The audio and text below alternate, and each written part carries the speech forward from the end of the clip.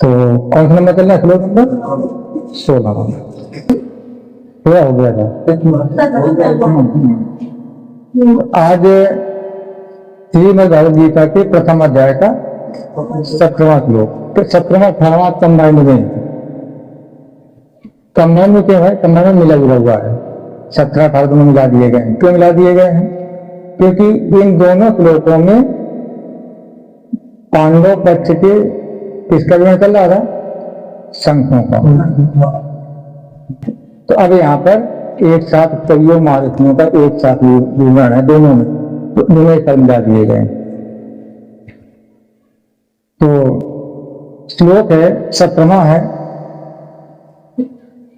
काश्यत परमेश्वासः शिखंडी च महारथा दैत्य गुण्यो विराटस्य सात्यकिश्चा पराजितः।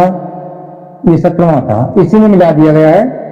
18वां है, त्रिपुदो द्रौपदीयाश्च सर्वसा पृथ्वीपते सौभद्रश्च महाबाहु शंखान बंधु पृथक पृथक, माने अलग अलग सबका मिला दिया गया है।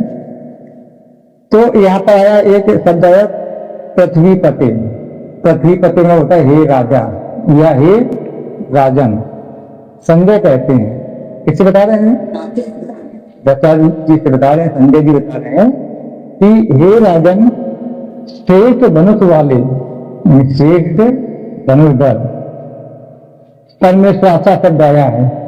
परमेश्वासा को होता है श्रेष्ठ धनुष दल या श्रेष्ठ धनुष वाले, कायश्च माने कशिश राज, श्रेष्ठ धनुष वाले कशिश राज, और महारथी शिखंडी दैत्य गुण एवं राजा विराट, और अजय, अजय माने जिसको जीता ना जा सके या जो पराजित ना हो, अजय सात्विक राजा द्रुपद, और ये शब्द आया है द्रौपदीय, द्रौपदी के पांचों पुत्र, द्रौपदी माने द्रौपदी के, तथा सौभद्रा, सौभद्रा माने सुभद्रा के पुत्र यानी अभिमन्यु। इन सभी लोगों ने अलग अलग अपने अपने शंख बजाए। यहाँ पर शंख को नाम नहीं दिया, लेकिन सभी लोगों ने क्या किया? अपने अपने अलग अलग शंख बजाए। अब देखो यहाँ पर एक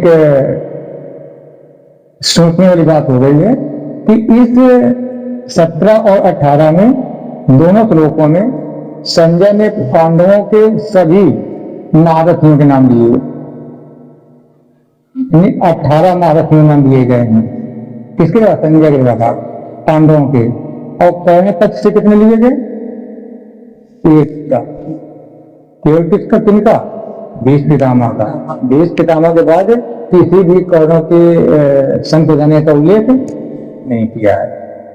उसका एक कारण है कि संजय के मन में ये आया था, ये आया होगा कि अधर्म के पक्ष में जो कौरव हैं वो किसके पक्ष में? अधर्म के पक्ष में। तो इसलिए अधर्म के पक्ष के कारण संजय एक बहुत विद्वान थे और धर्मात्मक टाइप के व्यक्ति थे। तो जो विद्वान होता है और धर्मात्मा व्यक्ति होता है वो अधर्म के साथ नहीं खड़ा होना चाहता है, और अधर्म के लोगों की खड़े होने की बात हो तो उनके साथ रहना नहीं चाहता, ना उनकी बात करना पसंद करते हैं। जो कैसे लोग होते हैं? विद्वान लोग होते हैं, विद्वान लोग। और संजय कैसे थे? बहुत विद्वान थे। तब तो उनको एक ऐसी दिव्य दृष्टि थी उनके पास कि कौरव क्षेत्र में जो वहां पर हो रहा था युद्ध, कहाँ पर? कुरुक्षेत्र में, उसका विवरण दे रहे थे।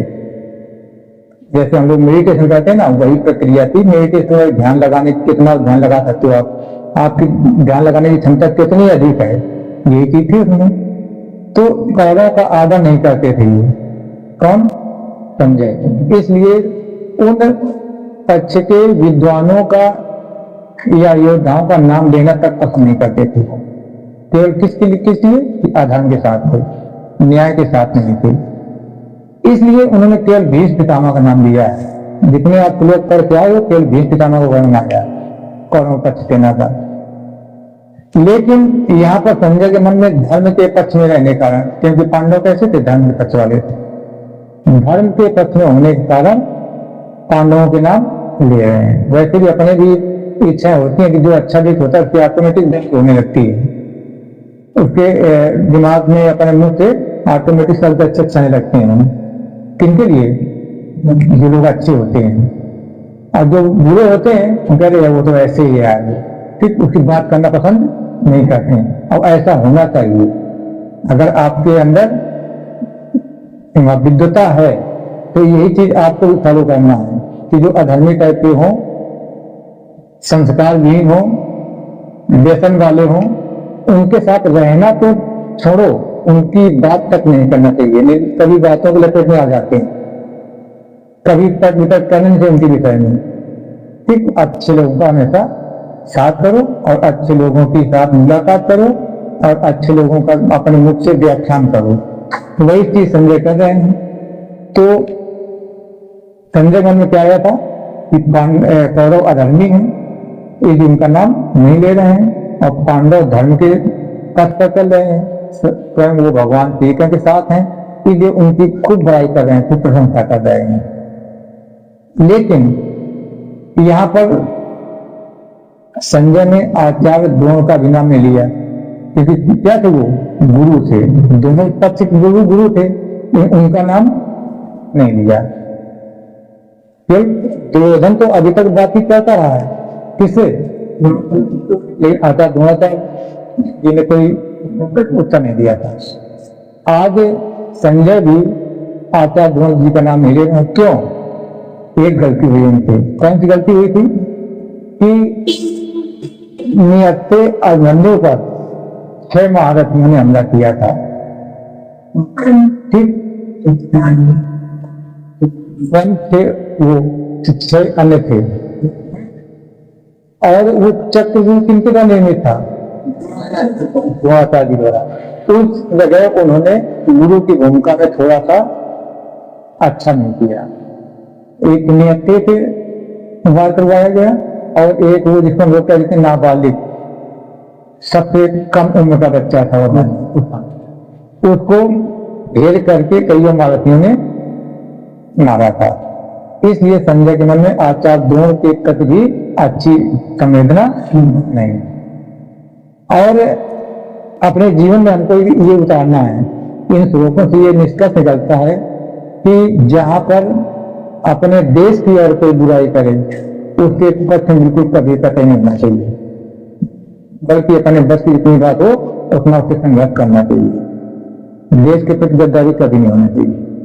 फिर दूसरी बात, अगर अच्छा गुरु है और अच्छे माता पिता हैं, यानी व्यसनी का अगर देखो संस्कार करेंगे, चाहे गुरु हो चाहे माता पिता हो, अगर वो व्यसन युक्त है तो उनका अगर हम पक्ष लेते हैं ना कहीं हम अपने भी बातों में फंस सकते हैं। जैसे मान लीजिए एग्जाम्पल कि किसी के पिताजी हैं अगर दारू पीते हैं, और उस जगह अगर कोई किसी दूसरे से आप कहेंगे कि दारू पीना बुरी बात है, तो कभी अपनी बातों में फंस सकते हैं कि जाओ पहले अपने पिताजी देखा जाते हैं। ठीक, या अपने भाई हैं, ठीक, वो पीते हैं, अगर हम कहीं ज्ञान पखाने लगे कि ऐसा नहीं करो, और अगर भाई ही कर रहे हैं तो कहीं जाओ अपने घर देखा जाए, लोग ऐसे एक मामूली बात कह देते हैं। तो पहला क्या होना चाहिए, हम हमारे मुख से बात उसी के निकले बिल्कुल साफ स्वच्छ हो, कोई भी व्यसन ना हो। तो वही चीज यहाँ पर इन श्लोकों से निष्कर्ष निकल रही है कि संजय केवल पांडव पक्ष की बड़ाई कर रहे हैं। तो कौरव पक्ष की किसकी बड़ाई की थी उन्होंने, पितामह भीष्म की। और यहाँ पर इस श्लोक के माध्यम से और पीछे श्लोक के माध्यम से संजय अभी तक पांडवों के 18 योद्धाओं की बड़ाई कर चुके हैं। अब गिनिए 18 योद्धाओं में नंबर 1 तो श्री कृष्ण भगवान, ठीक, इसके बाद 5 पांडव हो गए। कौन कौन, युधिष्ठिर, अर्जुन, भीम, नकुल और सहदेव। और 5 हो गए द्रौपदी के पुत्र, 5 द्रौपदी को जिनको अश्वत्थामा ने मारा था, सोते वक्त मार दिया। कितने हो गए टोटल? 8 है। एक हो गए सुभद्रा के पुत्र, कौन? अभिमन्यु। कितने हो गए? 12। एक हो गए अभी जो पढ़ा गया था कशिश राज, कितने हो गए? महारथी शिखंडी, राजा विराट, अजय सात्विक 17 और राजा द्रुपद। तो कुल मिला के 18 योद्धाओं का संजय अभी तक उल्लेख कर चुकी थी, 18 संघ के बजाया। अब यहाँ पर जो उन्होंने वर्णन किया तो क्यों किया 18? क्योंकि ये लोग कैसे थे? धर्म के क्षेत्र में निकलने वाले थे। 14 कैसे थे? ये यहाँ पर एक मिस कर निकल गया कि हम सभी को प्रयास नहीं करना बल्कि एक मजबूत संकल्प के साथ करना है कि हमको धर्म के साथ रहना है। धर्म का मतलब हिंदू मुस्लिम सिख ईसाई नहीं, सत्य। धर्म का मतलब सत्य के साथ रहना है। अगर सही है तो सही कहना सीखिए और गलत है तो गलत कहना भी सीखिए। ये नहीं कि मौन होना भी एक अपराध है, मौन होना भी एक तरह का अपराध है। सही गलत पे इस भगवान ने बुद्धि दी है, सोचिए और फिर मुख दिया उसको। तो यहाँ पर अभिमन्यु का भी एक जिक्र आया। अभिमन्यु बहुत शूरवीर था और कैसे मारा गया? चक्रव्यूह में। और चक्रव्यूह किस तरह निर्मित था? आचार्य द्रोणाचार्य। तो आज के श्लोक में यही था कि योद्धाओं ने शंख बजाए, उनके नाम थे। अब इसके बाद हम लोग सुनेंगे 19वें श्लोक में क्या होगा वो कल सुना जाएगा। आज के लिए इतना ही। जय हिंद।